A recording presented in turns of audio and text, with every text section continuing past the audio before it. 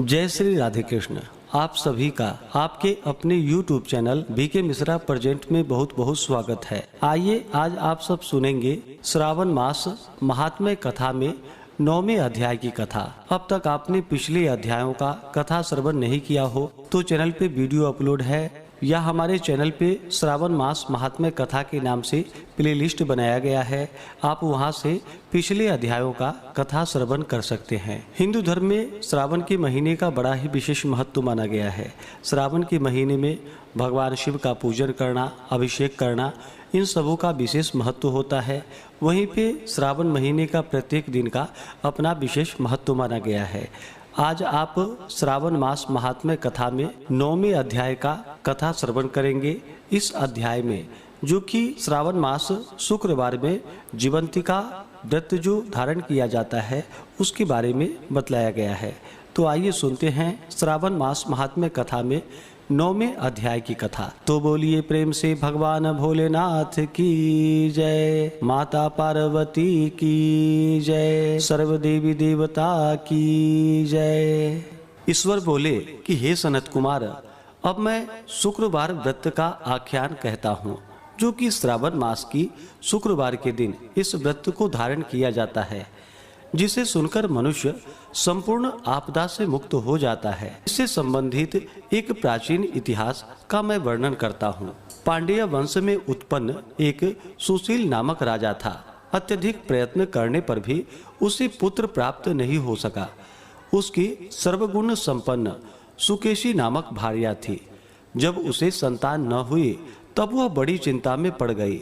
तब स्त्री स्वभाव के कारण अति साहसयुक्त मन वाली उसने मासिक धर्म के समय प्रत्येक महीने में वस्त्र के टुकड़ों को अपने उदर पर बांधकर उदर को बड़ा बना लिया और अपनी प्रसूति का अनुकरण करने वाली किसी अन्य गर्भिणी स्त्री को ढूंढने लगी।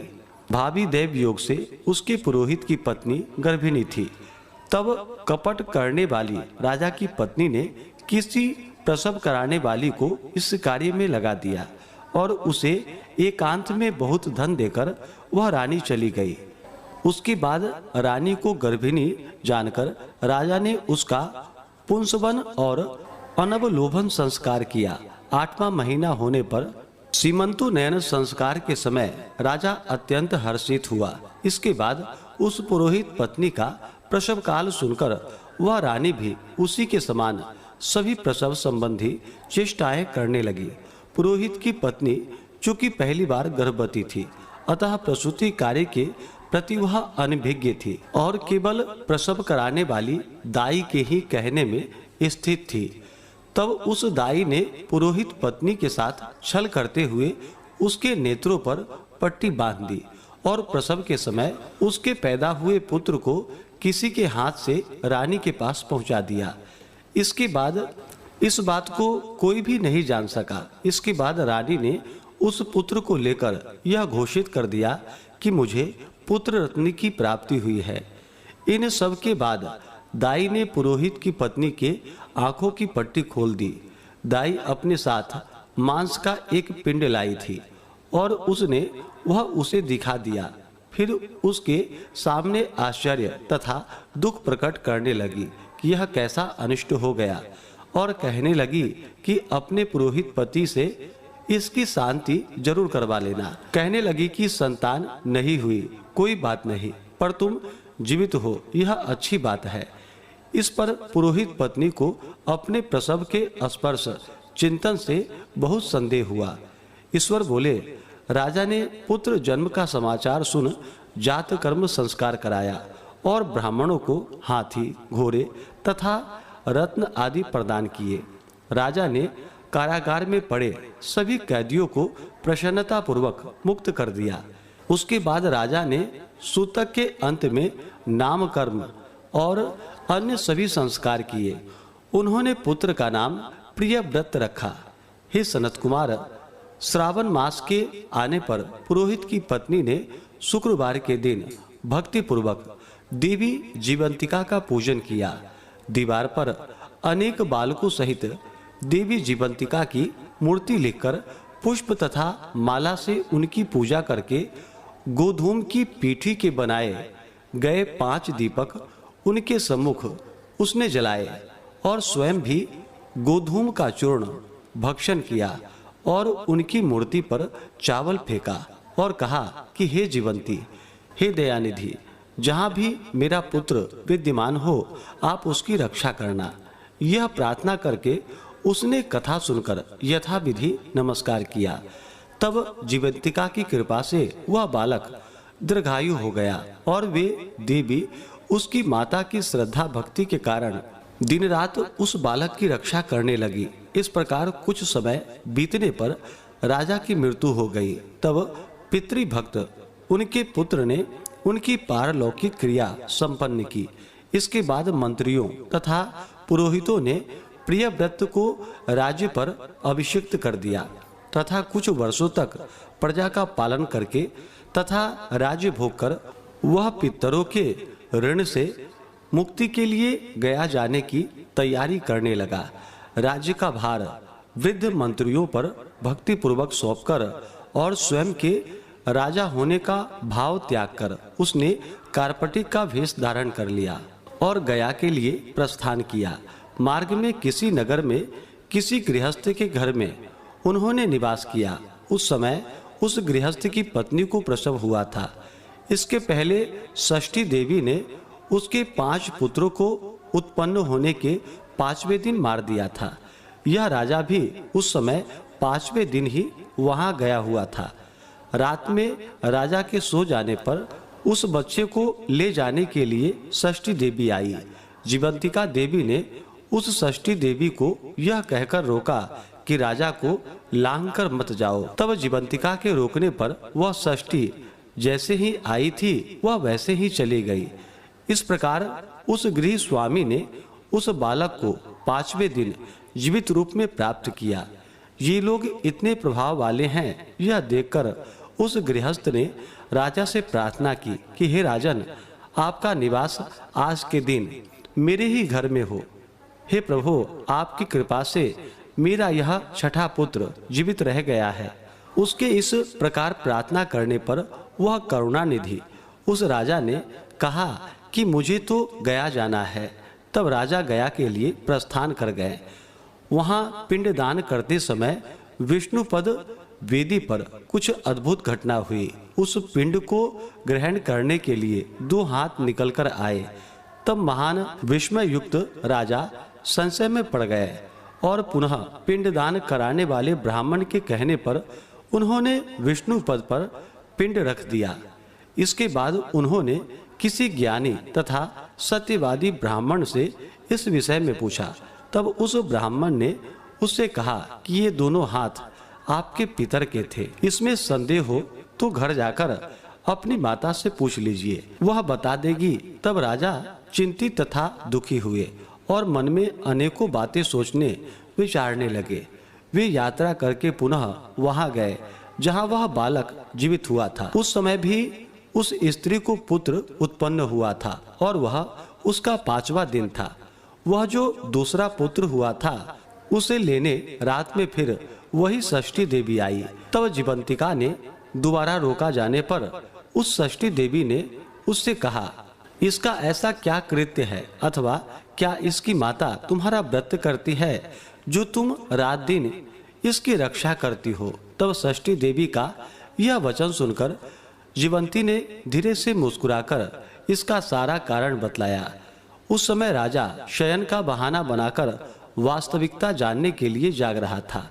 अतः उन्होंने जीवंती और षष्ठी दोनों की बातचीत सुन ली।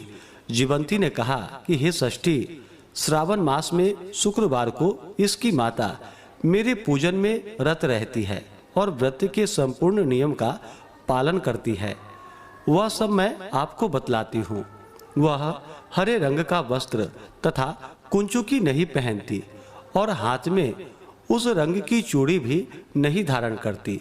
वह चावल के धोने के जल को कभी नहीं लांघती, हरे पत्तों के मंडप के नीचे नहीं जाती और हरे वर्ण का होने के कारण करेले का शाक भी वह नहीं खाती है। यह सब वह मेरी प्रसन्नता के लिए करती है। अतः मैं उसके पुत्र को किसी को मारने नहीं दूंगा। यह सब सुनकर राजा प्रियव्रत अपने नगर को चले गए। उनके देश के सभी नागरिक स्वागत के लिए आए। तब राजा ने अपनी माता से पूछा कि हे माता, क्या तुम जीवंतिका देवी का व्रत करती हो? इस पर उसने कहा कि मैं तो इस व्रत को जानती भी नहीं हूँ। उसके बाद राजा ने गया यात्रा का समुचित फल प्राप्त करने के लिए ब्राह्मणों तथा सुवासिनी स्त्रियों को भोजन कराने की इच्छा से उन्हें आमंत्रित किया और व्रत की परीक्षा लेने के लिए सुवासिनियों को वस्त्र, कंचुकी तथा कंकण भेजकर कहलाया कि आप सभी को भोजन के लिए राजभवन में आना है। तब पुरोहित की पत्नी ने दूत से कहा कि मैं हरे रंग की कोई भी वस्तु कभी ग्रहण नहीं करती हूँ। राजा के पास आकर दूत ने उसके द्वारा कही गई बात राजा को बतला दी। तब राजा ने उसके लिए सभी रक्त वर्ण के शुभ परिधान भेजे। वह सब धारण करके वह पुरोहित पत्नी भी राजभवन में आई। राजभवन के पूर्वी द्वार पर चावलों के धोने का जल पड़ा देखकर और वहां हरे रंग का मंडप देखकर वह दूसरे द्वार से गई। तब राजा ने पुरोहित की पत्नी को प्रणाम करके इस नियम का संपूर्ण कारण पूछा। इस पर उसने इसका कारण शुक्रवार का व्रत बतलाया। उस प्रिय व्रत को देखकर उसके दोनों स्तनों में बहुत दूध निकलने लगा। दोनों वक्ष स्थलों से उस राजा को दुग्ध की धाराओं से पूर्ण रूप से सिंचित कर दिया। तब गया में विष्णुपदी पर निकले दोनों हाथों जीवंतिका तथा षष्ठी दोनों देवियों के वार्तालाप तथा पुरोहित पत्नी के स्तनों से दूध निकलने के द्वारा राजा को विश्वास हो गया कि मैं इसी का पुत्र हूँ। उसके बाद पालन पोषण करने वाली माता के पास जाकर विनम्रता पूर्वक उन्होंने कहा कि हे माता, डरो मत, मेरे जन्म का वृतांत सत्य सत्य बता दो। यह सुनकर सुंदर केशों वाली रानी ने सब कुछ सच में बता दिया। तब प्रसन्न होकर उन्होंने जन्म देने वाले अपने माता पिता को नमस्कार किया और संपत्ति से वृद्धि को प्राप्त कराया। वे दोनों भी परम आनंदित हुए। एक दिन राजा प्रियव्रत ने रात में देवी जीवंती से प्रार्थना की कि हे जीवंतिका, मेरे पिता तो ये हैं, तो फिर गया में वे दोनों हाथ कैसे निकल आए थे? तब देवी ने स्वप्न में आकर संशय का नाश करने वाला वाक्य कहा कि हे प्रियव्रत, मैंने तुम्हें विश्वास दिलाने के लिए ही यह माया की थी, इसमें संदेह नहीं है। हे सनत कुमार, यह सब मैंने आपको बतला दिया। श्रावण मास में शुक्रवार के दिन इस व्रत का अनुष्ठान करके मनुष्य सभी मनोरथों को प्राप्त कर लेता है। इस प्रकार से श्री स्कंद पुराण के अंतर्गत ईश्वर सनत कुमार संवाद में श्रावण मास महात्म्य में शुक्रवार जीवंतिका व्रत कथन नामक 9वां अध्याय पूर्ण हुआ। तो बोलिए प्रेम से भगवान भोलेनाथ की जय, माता पार्वती की जय, सर्व देवी देवता की जय। तो आशा करता हूँ कि यह जानकारी आपको अच्छा लगा हो। ऐसे ही ज्ञानवर्धक जानकारियाँ प्राप्त करते रहने के लिए, व्रत पूजा के बारे में जानने के लिए, कथा को सुनने के लिए चैनल पे अगर आप पहली बार आए हैं तो चैनल को लाल बटन दबा करके सब्सक्राइब करें, साथ में बेल आइकन घंटी को दबाएं ताकि आने वाली वीडियो का नोटिफिकेशन आपको समय से मिलता रहे।